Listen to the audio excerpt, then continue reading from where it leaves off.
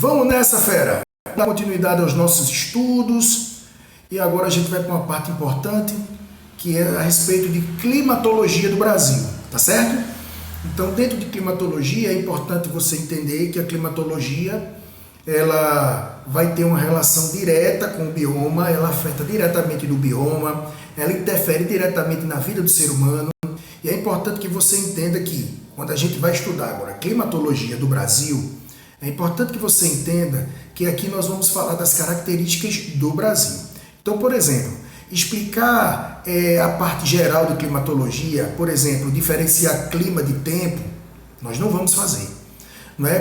Por exemplo, para aprofundar e explicar a composição, nós não vamos fazer. Isso é uma aula de climatologia geral, tá certo? O que nós vamos fazer é, sabendo do conceito do que é clima, da diferença de clima para tempo, da composição, dos elementos que interferem, dos fatores que interferem no clima, aí a gente vem com essa bagagem de conhecimento que você já tem e a gente vai começar agora a aprofundar o Brasil. Como é climatologia do Brasil, obviamente que a gente não vai aqui falar de clima polar. Não, nós não vamos falar, por exemplo, de clima desértico, não, porque não tem no Brasil, tá bom? Então a gente vai falar de climatologia do Brasil, tenho certeza que essa aula vai te ajudar, vou postar para vocês exercícios, tá bom? E aí a gente vai dando seguimento ao assunto. Eu vou sair aqui da câmera para que a gente fique livre só para você ver aí os slides e algumas anotações que eu vou fazer. Preciso do seu comprometimento, preciso que você se dedique e estude, tá bom? Então vamos lá, seguindo. Então aí nós temos climatologia do Brasil, né? Lembrando que clima é um elemento natural, que geralmente você entende que é composto por algumas características como pressão, umidade, temperatura, massas de ar, tudo isso compõe o clima. E a depender da temperatura, a depender da massa de ar e a depender da umidade, você vai ter climas diferentes. E como o Brasil é um país extenso, no sentido norte e sul, o que é que significa dizer extenso no sentido norte e sul? Se o Brasil é muito extenso no sentido norte e sul, é importante que você entenda que o Brasil vai ser cortado por paralelos. Então imagine que aqui é a linha do Equador, beleza? Então, e imagine que aqui é o Trópico de Capricórnio. Então perceba que aqui você vai ter uma característica de temperatura e de umidade, de pressão e de vento. Lógico, o relevo também interfere nisso. E à medida que você vai se afastando da linha do Equador, você vai para uma área que é menos quente, você vai para uma área que vai alterar a temperatura, altera a umidade. Então, quanto maior o país no sentido norte e sul, maior vai ser a variação de temperatura, de umidade. Com isso, você tem vários climas. Como o Brasil é grande, por isso que a gente estuda no plural climas do Brasil, tá certo? Aí nós temos, graças à posição geográfica do território do Brasil, apresenta um clima majoritariamente tropical. 92% do território brasileiro encontra-se na faixa intertropical com temperaturas médias superiores a 20 graus. Lembrando que o Brasil ele é predominantemente tropical. Isso não significa dizer que em todo o território brasileiro o clima tropical será igual, porque existem fatores que interferem. Então, por exemplo, se você estiver numa região intertropical, então você entende que o clima seria predominantemente tropical. Mas se você estiver numa região serrana, por exemplo, a região serrana do Rio de Janeiro, então ali você vai ter um tipo de clima, que é o clima tropical de altitude. Se você estiver no litoral pernambucano, você vai ter um clima tropical úmido, tropical litorâneo. Se você estiver, por exemplo, no centro-oeste, você vai ter um clima tropical continental. Então percebam que o fato de ser tropical não faz com que seja igual, porque não é uma ciência exata. Você vai ter características, você vai ter particularidades a depender de onde você se encontra, porque vai ter lugar que vai ter mais vegetação, vai ter lugar que vai ter mais vento, vai ter lugar que vai ter mais água, vai ter lugar que vai ser mais alto, mais baixo, e tudo isso vai interferir nos elementos que compõem o clima. Tranquilo? Então você tem 92%. Os outros restantes, você tem o clima equatorial, predominantemente na região norte, e o clima subtropical, que caracteriza por ser na região sul e sudeste do Brasil. Vai ter um bisuzinho para isso, tá bom? Entre os principais fatores determinantes do clima, você tem altitude, que é a altura, latitude, que é localização, e continentalidade, que é a sua localização próxima da linha do interior, no caso. Não só tem isso não, tá certo? Você tem outros elementos. Classificação climática. Como a gente classifica o clima? Depende da pessoa, porque cada pessoa vai utilizar o seu critério de prioridades para poder fazer a sua classificação. Então imagine que eu sou professor e vou fazer um trabalho em equipe. Então eu vou fazer uma divisão levando em consideração o sexo. Então eu vou dividir a turma em 2 grupos, sexo masculino e feminino. Então se eu for fazer uma divisão agora por cidades, né? Quem morar na mesma cidade fica no mesmo grupo. Então eu posso ter pessoas que moram em várias cidades diferentes. Então você pode ter vários grupos diferentes. Perceba que a divisão ficou diferente? A divisão ficou diferente porque eu utilizei um outro critério que não foi o sexual. Percebe? Então se eu estiver utilizando um determinado critério, eu divido de uma forma. Então tem aí, nenhuma classificação climática é perfeita. Representam tentativas de se representar a realidade. Lógico, existem diversas classificações, dentre as quais destacamos a classificação de Köppen, Strahler e Lísia Bernardes. Köppen utiliza fatores estáticos. Eita, precisamos anotar isso. Fatores estáticos são aqueles fatores que não vão mudar e o clima vai atuar sempre com aquelas mesmas características. Então, latitude, que é localização, não muda. A altitude, por exemplo, também não muda. Beleza? Então, a altitude de uma cidade se localiza a 1.000 metros acima do nível do mar. Vai ficar ali 1.000 metros. A não ser que daqui a milhões de anos, por conta da erosão, diminua o tamanho do relevo, aí você vai diminuir a altitude. Mas a regra não, é um fator estático. A cidade vai estar sempre localizada naquele lugar. Eu não vi a cidade sair, passear. A cidade, vou passear, vou ali para outro lugar. Não existe. Então ela vai estar localizada ali, naquele local, 1.000 metros de altitude. E a latitude é a localização. Você está localizado a 10 graus de latitude. Acabou. Se você não vai mudar a localização da latitude, beleza? Então são fatores estáticos. Então ele utilizou os fatores estáticos, que para ele é mais conveniente para eu poder dar as características de temperatura, de umidade, para determinar o clima. Já Strahler utilizou os fatores dinâmicos. Dinâmicos são aqueles que podem alterar, por exemplo, as massas de ar, que são os famosos ventos. Então a gente sabe que os ventos eles se deslocam de uma região de alta pressão para uma região de baixa pressão, né? Então você tem temperatura envolvida nesse sentido. Então, por exemplo, no verão, onde as temperaturas são altas, o vento se comporta de uma forma. No inverno, onde a temperatura muda, você vai ter uma mudança de comportamento dos ventos. Percebe? Então é uma classificação muito mais difícil de fazer, porque você vai ter variações. Então provavelmente a divisão ela vai ser muito maior, tá bom? Faltava a classificação que realiza a união dos 2 fatores, dinâmicos e estáticos, não é? A classificação climática de Arthur Strahler tem por base a influência das massas de ar, como eu falei, em áreas diferenciadas. Ela não trabalha, portanto, com as médias de chuvas e temperaturas. Por que não trabalha com médias de chuva? Porque eu vou estar utilizando um fator que é dinâmico, tá bom? Mas com a explicação de sua dinâmica. Já Köppen, apesar de clássica e intensamente utilizada até pouco tempo e ter representado um avanço em sua época, é hoje bastante problemática, pois não leva em conta os deslocamentos da massa de ar. Como você vai fazer uma classificação climática? Perceba, como é que eu vou fazer uma classificação climática de Strahler utilizando só fatores dinâmicos? É uma classificação difícil de fazer. É uma classificação que você não pode levar em consideração médias, porque quando você faz uma média, você tem mais ou menos uma noção de como aquilo ali é. Mas como você não pode fazer uma média para chegar a um consenso, então você pode hoje ser de uma forma, amanhã ser de outra. Vê que loucura.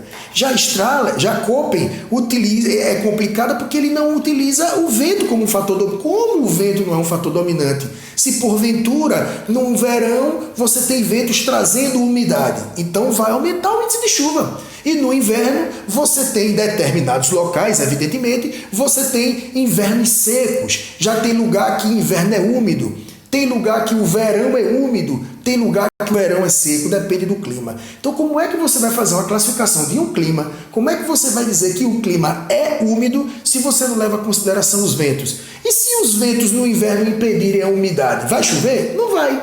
Então, você tem que ter um bom senso. A de Strahler e de Köppen são positivas, mas tem muitas falhas. O ideal seria juntar os elementos estáticos, como altitude e localização, e os fatores dinâmicos, para que você possa dar uma classificação mais próxima da realidade. Olha aí as massas de ar. Como é que Köppen não utiliza um critério como esse? Lógico que isso vai interferir. Então vamos ver no caso do Brasil. As massas de ar. Veja o verão e veja o inverno. A primeira coisa que você vê, que você percebe, é o seguinte. Isso aqui é uma informação muito importante, viu, meus alunos? É o seguinte, veja. No verão, a massa equatorial atlântica, que você já aprendeu o que é que significa cada coisa dessa. O M é de massa de ar. O E é a localização equatorial. E o C é um complemento para dizer que se localiza no continente. Então, massa equatorial continental. Já aqui é uma massa equatorial atlântica. Massa equatorial porque está próximo da linha do Equador. E atlântica porque está no Oceano Atlântico. Massa tropical porque está próximo do trópico. Tropical continental porque além de estar próximo do trópico, está no continente. Tropical atlântica, além de estar próximo do trópico, está no oceano. Lógico que você tem que levar isso em consideração. Agora eu quero chamar a atenção para vocês para isso aqui. Veja, a massa equatorial, ela não está lá na região norte, na Amazônia. E nós sabemos, vocês sabem, que a região norte é uma região de clima muito úmido. Por que é que lá na região norte é muito úmido? Porque chove. A minha pergunta é, mas por que chove? Porque existem vários elementos que promovem a formação de chuva. Por exemplo, lá é quente, né? Próximo da linha do Equador? Ok, então a gente já sabe que vai ter muita evaporação. Se vai ter muita evaporação, mas vai evaporar o quê? Porque no sertão também é quente, mas não tem evaporação. Então lá na região norte nós temos uma grande bacia hidrográfica. Significa dizer que eu tenho muitos rios. Se eu tenho muitos rios, eu tenho muita água para evaporar. Então isso vai fazer com que a evaporação forme muitas nuvens. E quando nós temos muitas nuvens no ar, significa dizer que nós temos uma alta umidade relativa do ar. Então, quando a umidade relativa do ar é alta, a probabilidade de chover é maior. Ok, então isso é um fator que ajuda. Segundo, lá na região norte, tem como característica a floresta amazônica. E um ser vivo, ele precisa de água, não precisa? E o ser vivo elimina. Então, a floresta amazônica transpira. Então, aquela umidade da planta também é evaporada pelo sol. E aí a gente dá o nome de evapotranspiração, porque vai ser a transpiração da planta que vai evaporar. Então eu tenho muitas águas dos rios para evaporar. Eu tenho a maior floresta, o maior bioma do Brasil também para transpirar. Então eu vou ter uma grande concentração de umidade relativa do ar. E quando nós temos uma grande concentração de umidade, então a gente faz com que ali seja úmido. Então se você olhar direitinho, veja que a massa equatorial continental, veja o caminho dela no verão. Veja que muita umidade vai ser transportada, por exemplo, para essa região aqui sudeste. Então veja que no verão, acontece o seguinte, a umidade é trazida pelo vento até a região sudeste. Então qual é a conclusão que eu chego? Que na região sudeste, por exemplo, São Paulo e Rio de Janeiro, nós temos verões úmidos. Os verões são úmidos, beleza? E isso acontece por quê? Porque existe a umidade que vem sendo trazida no verão da massa equatorial. Nós temos um nome para isso, nós chamamos isso de rios voadores. E o que são rios voadores? São essas umidades que são trazidas pela massa equatorial. Então, como é que eu não vou levar isso em consideração? Como é que eu vou dizer que o clima do sudeste é úmido no verão se eu não vou dizer por quê? É úmido no verão porque você vai ter o quê? Um encontro de massas. Você vai ter o aumento da umidade, o aumento da chuva, porque está vindo lá da Amazônia através da massa equatorial. E uma outra informação importante é que no verão no Brasil atuam 4 massas de ar, que são as massas quentes, as 2 massas equatoriais e as 2 massas tropicais. No inverno, olha o que acontece no inverno. Viu a diferença? Então, o regime de vento muda. Veja que no verão o vento, eu estou pegando ele como exemplo, tá? A massa equatorial se comportava de uma forma. Já no inverno, a massa equatorial se comporta de outra forma, ou seja, a umidade que vinha no verão não vem mais. Então a gente entende que provavelmente você vai ter uma diminuição das chuvas no inverno. Ok, então vai ser um inverno que vai ser mais seco. Eu estou falando com relação à chuva. Então, verão úmido e o inverno seco. Então, no verão vai ser quente e úmido. Já no inverno, eu sei que vai ser frio. Mas vai ser frio e seco. E veja que agora no inverno nós temos 5 massas de ar. E aqui embaixo nós temos a massa polar. Se a massa é polar, significa dizer que ela vem do polo. E quando ela vem do polo, ela vem de uma região que é muito fria. E o fato dela ser fria significa dizer que traz consigo essa baixa de temperatura. Então, normalmente, o que é que acontece no inverno brasileiro? Vai haver uma queda de temperatura. E por que vai haver uma queda de temperatura? E um dos motivos é a chegada da massa polar. Só que a massa polar faz 3 caminhos. Veja, que ela entra pelo sul do Brasil, ela segue para a região norte e ela vem para o nordeste. 3 consequências diferentes. Quando ela entra no Brasil, quando ela chega na região sul do Brasil, ela chega com toda a força. E quando ela chega com toda a força, o frio é muito intenso. A queda de temperatura é tão brusca que em alguns estados, como Santa Catarina, pode acontecer o fenômeno da geada. Até neva, minha gente. Por quê? Porque a queda de temperatura é muito grande. Então nós temos um fenômeno chamado geada. Por que é geada? Porque o vento frio, a massa polar, chega com toda intensidade. Só que essa mesma massa polar, ela segue. Ela passa pelo centro-oeste, ou seja, vai gerar uma queda de temperatura, e ela chega na Amazônia. Aí você pensa, pronto, vai nevar na Amazônia? Claro que não. E por que é que não vai ter a mesma consequência do sul? Porque no sul chega com toda intensidade. A partir do momento que ela tem que passar por todo o território brasileiro, ela vai perdendo intensidade, ela vai perdendo umidade, ela vai perdendo temperatura. E quando ela chega na região norte, vai gerar sim uma queda de temperatura, vai cair. Mas não vai cair a ponto de gear, mas vai dar uma característica mais fria. Então a região norte fica mais fria no inverno. Então se ela fica mais fria, o nome é friagem. Então nós temos 2 consequências. A geada, exatamente as quedas bruscas de temperatura que podem gerar até neve, geada, na região sul do Brasil principalmente. Nós temos a friagem, que acontece como grande marca em provas na região norte e na região nordeste. Ela vem para a região nordeste, essa frente fria. Só que quando chega no nordeste, naturalmente aqui é o quê? Quente. Aqui no nordeste, predominantemente atua no inverno a massa tropical. Então, quando você tem uma massa fria que chega no inverno com a massa quente, vai acontecer um fenômeno chamado chuva frontal, que é aquela chuva rápida, é aquela chuva, uma chuva frontal, que é aquela chuva que acontece persistentemente, né? Melhor dizendo, ela é persistente. Por isso que o inverno na região nordeste é aquele período que você tem de chuvas persistentes. Então, o mês de julho é de chuva, de junho já São João.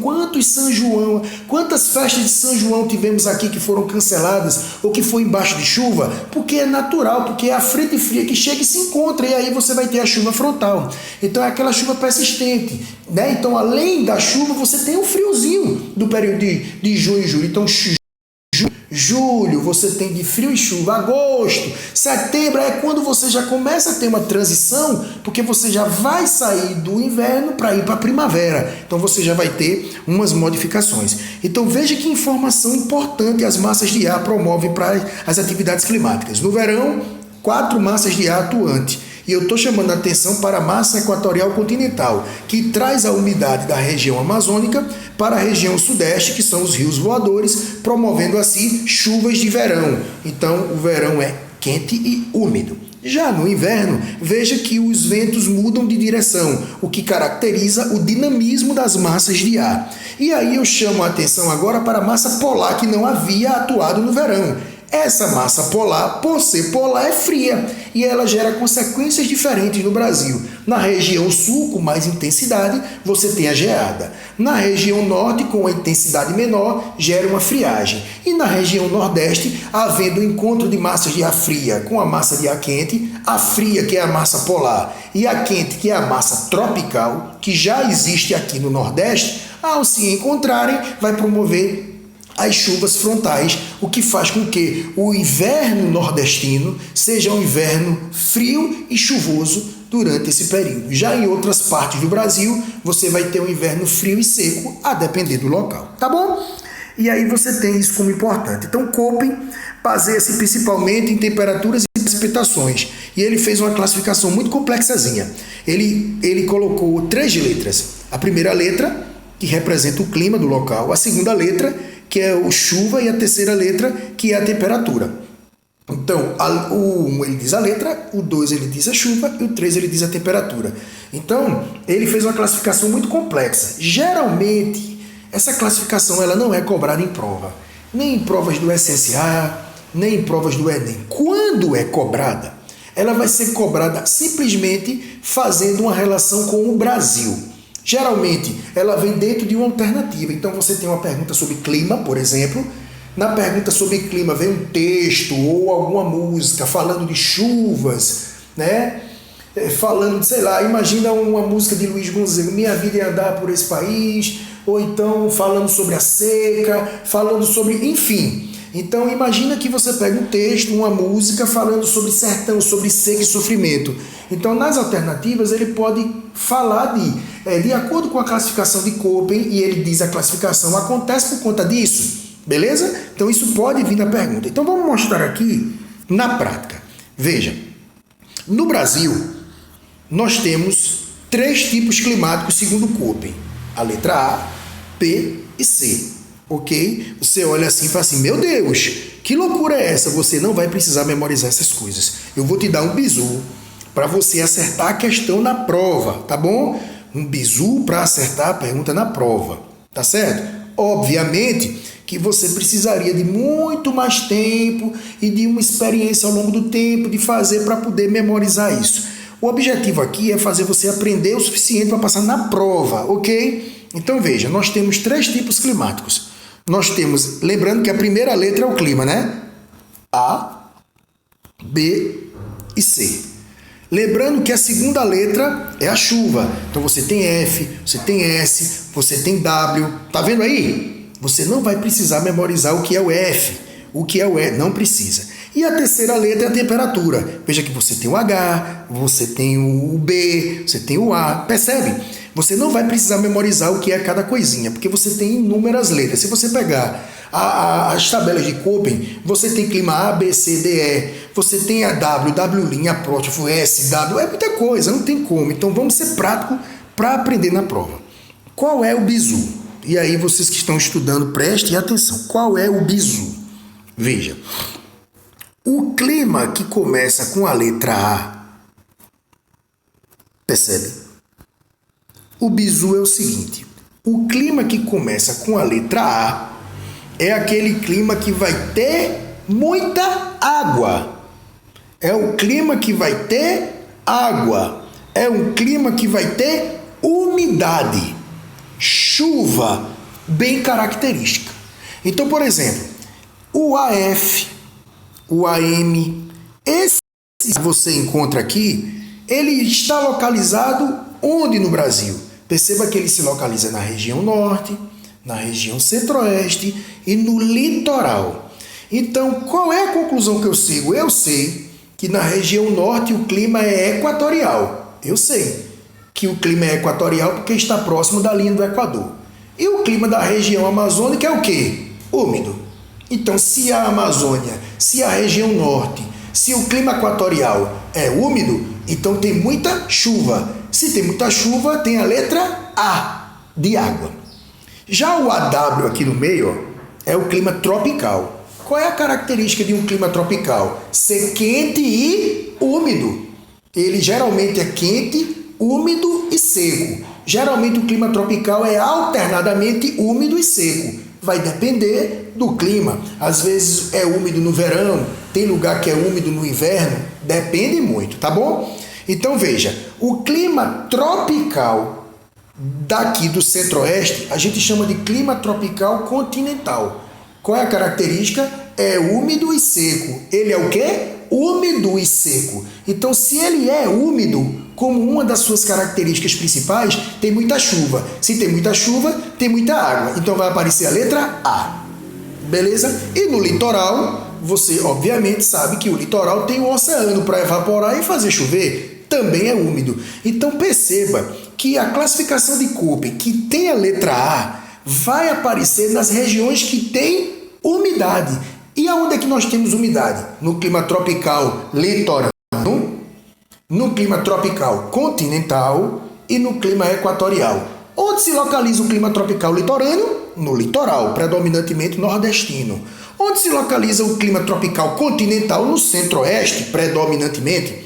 E aonde se localiza o clima equatorial? Na região norte, predominantemente. Então eu já sei que na região norte, centro-oeste e litoral do nordeste tem umidade. O clima vai ser A de Köppen. Eu já sei esse bizu. Então, nas provas, ele não pede do candidato que ele saiba a diferença do AF para o AM. Ele não pede qual é a diferença do AW para o AW apóstrofo. Ele não pede isso. O que ele pede é simplesmente a localização. Na região norte, se localiza que tipo de classificação? Com a letra A. Tranquilo, de umidade, ok? Então o A vai se localizar no litoral nordestino, no centro-oeste, na região norte. Beleza. O B tem um bizu legal aqui. O B, professor, está no nordeste. O senhor não disse que o nordeste era quente e úmido? Eu disse que predominantemente o litoral é quente e úmido. Foi assim? Então, nessa região aí que você está vendo, é a região considerada como o polígono das secas, né? É a região do sertão. E o bizu para você memorizar é o seguinte, só existe B só aí, tá vendo? Você tá vendo o mapa todo, mas o B só existe aí. Tá vendo? É o único lugar que tem B aí. Essa região você vai memorizar da seguinte maneira. Esse S daqui é o S de sertão. Só existe o clima B no sertão. Pensa comigo. O clima B se localiza no sertão. E o sertão começa com a letra S. Beleza?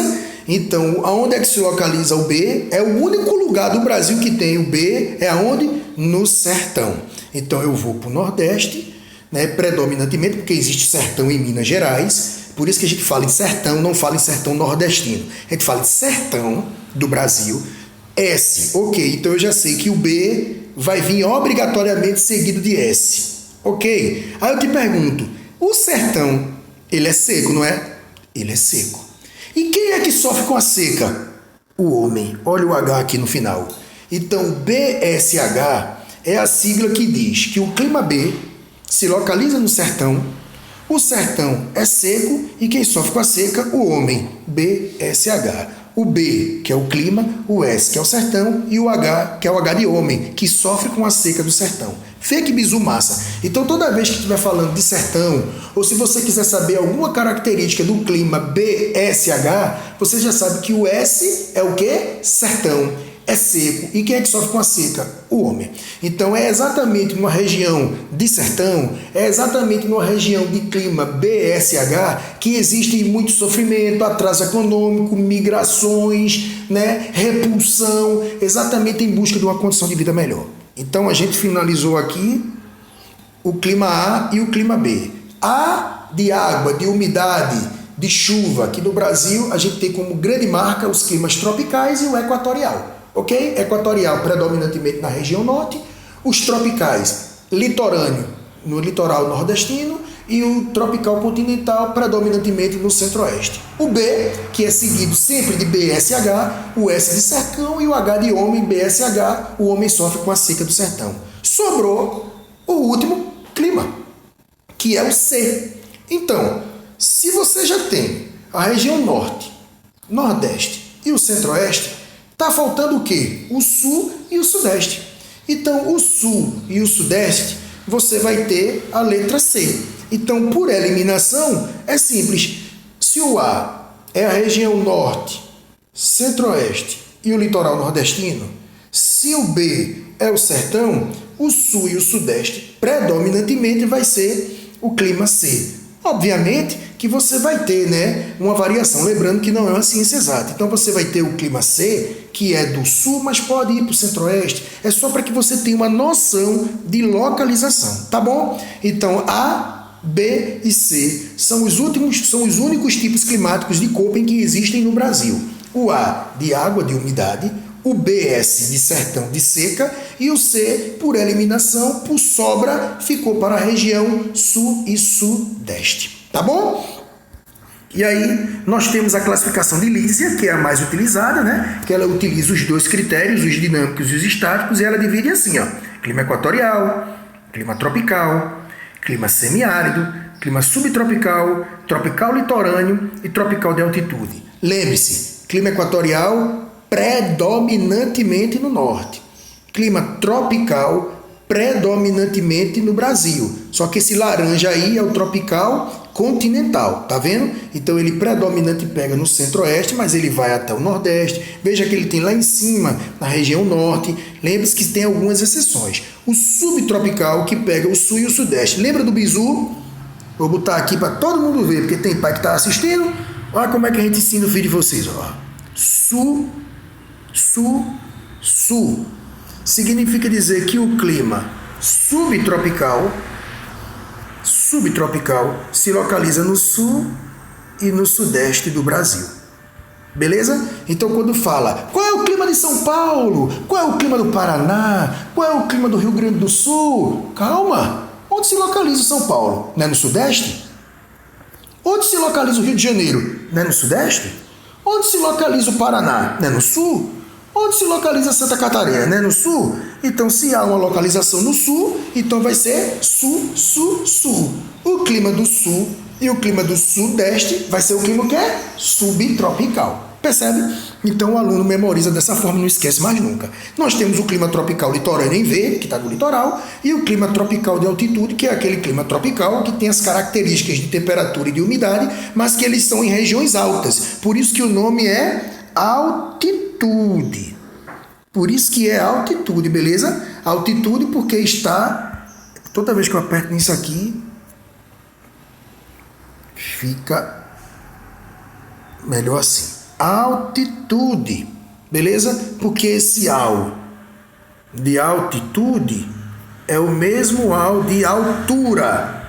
Quanto mais alto, maior a altitude, né? E a gente já aprendeu e a gente sabe que o clima tropical de altitude ele tende a ser frio. Por quê? Porque quanto mais alto, mais frio. Então, se você está, por exemplo, em Recife e vai a Gravatar, é mais frio. Por quê? Porque é mais alto. Se você vai, por exemplo, a Triunfo, é mais frio. Por que é mais frio? Porque é mais alto. Se você vai para uma montanha, no topo da montanha tem gelo. Mas por que tem gelo? Porque é frio. Mas por que é frio? Porque é mais alto. Então a relação é, quanto mais alto, mais frio. Se o clima é tropical de altitude, significa dizer que vai ser um clima que caracteristicamente é frio. Tá bom? E aí nós temos climograma, né? Que aí já entra já na parte final. O climograma são essas informações de temperatura e de umidade de cada clima, e isso vem através de um gráfico que é esse aí. Eita! Perceba que essa linha vermelha é a linha da temperatura. Veja que essas barras aí em azul é de chuva. Agora vamos analisar direitinho esse climograma, tá certo? Será que dá para dar zoom aqui, Jesus? Deixa eu ver. Dá, ué. Então imagina aqui o seguinte, perceba que aqui tem T 0 graus Celsius, tá vendo? T graus Celsius. Então esse lado de cá é o da temperatura. E aqui PMM, que é pluviosidade, né? Milímetro de chuva. Então aqui é chuva. Então eu sei que a linha vermelha é temperatura. Então o que é que eu vou fazer? Eu vou analisar a temperatura de acordo com o que está no lado esquerdo. Então essas letrinhas aqui embaixo são os meses. Então vamos pegar aqui. Junho. No mês de junho, a temperatura, veja onde encontrou. aqui, ó. Tá vendo? A temperatura é aqui. Então, é uma média de 20 a 30 graus, tá vendo? Agora, nesse mesmo mês, olha como choveu. Aqui, olha a quantidade de chuva. E aí eu vou me basear agora pelo lado de cá. Então eu sei que no mês de junho nós tivemos uma média de 30 graus de temperatura e uma quantidade de 240 milímetros de chuva nesse mês. Percebe como é que a gente analisa? A gente vai olhar a linha para o lado esquerdo, porque é a temperatura. E vai olhar essa barra em azul de chuva para o lado direito, porque a barra é de chuva do lado direito. Então, por exemplo, no mês de agosto, aqui, veja a temperatura, é a linha. Veja que a linha é a mesma, tá vendo? Não variou tanto não. Ó. Média de 30 graus. Mas veja a chuva. 180. Choveu menos em agosto do que em julho. Percebe? Então assim a gente dá a análise de climograma. Se você olha esse climograma, você percebe que ao longo de todo o ano, dos 12 meses, a temperatura ela variou quase nada. E aí eu preciso chamar a atenção para vocês para um detalhe. Preste atenção, viu? Essa linha não é de temperatura? Se essa linha fosse assim, nós teríamos uma grande variação de temperatura. Concorda comigo? Não concorda? Muito bem. Então, na realidade, a linha é assim, ó. Então, ao longo de 12 meses, a temperatura não variou muito. Tá bom? Então, a variação de temperatura a gente chama de amplitude térmica. Amplitude térmica é a variação de temperatura. Eu pego a temperatura mais alta, pego a temperatura mais baixa, subtraio e chego àquela média de temperatura da amplitude. Veja que no desenho original nós tivemos uma grande variação de temperatura? Não. Então, nós tivemos uma baixa amplitude térmica. O que é que significa dizer uma baixa amplitude térmica? Significa dizer que houve uma pequena variação de temperatura. Ok? Então, nesse clima, nós temos um clima quente o ano inteiro. Nós temos um clima úmido o ano inteiro. Veja que as chuvas são bem distribuídas ao longo de todo o ano. E eu tenho uma baixa amplitude térmica porque variou quase nada. Então, olha esse primeiro clima, clima equatorial. Clima equatorial se localiza próximo da linha do Equador, predominantemente na região norte. A região norte eu sei que é quente e sei que chove muito porque eu já falei que tem muito rio e tem a floresta. Então eu já sei que é quente e úmido. Então olha o climograma, é quente o ano inteiro e chuva o ano inteiro. Ou seja, as chuvas são bem distribuídas o ano inteiro. Então olha essas informações aqui, ó. Vamos colocar aqui, ó. Apresenta temperaturas elevadas o ano todo, sim. Pequena amplitude térmica, sim, porque é a pequena amplitude, porque não variou muito. Chuvas abundantes e bem distribuídas durante o ano todo, sim, ó, choveu muito o ano todo. Abrange maior parte da Amazônia brasileira, perfeito, beleza? Então aí você tem as informações sobre o clima equatorial. Então eu posso te dizer tudo isso, que é dessa forma, ou pode cair exatamente na prova assim. Imagina, de acordo com o climograma, assinale a alternativa correta. Letra A, por exemplo, observamos que essa cidade possui uma grande amplitude térmica. Falso. Letra B, as chuvas se concentram no começo e no final do ano. Falso. As chuvas se concentram no inverno.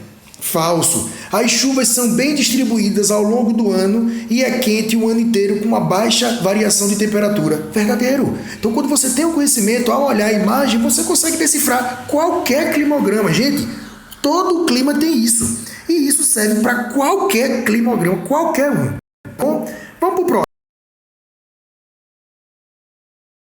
próximo. E, meus alunos, qual é o bizu do semiárido? Si. Esse é o bizu. Então, o clima,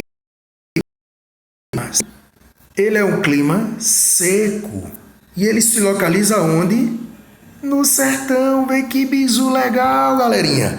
Si. Então, se o clima é semiárido, esse si já me dá bizu, né? É o clima seco e no sertão. Beleza? Então, vamos analisar agora o climograma. Vem pra cá. Vamos analisar agora o climograma. Primeira coisa, olhe comigo. A temperatura é quente ou é fria? É quente. É quente o ano inteiro? Sim, é quente o ano inteiro. Qual é a média de temperatura? Perceba agora a pegadinha, viu?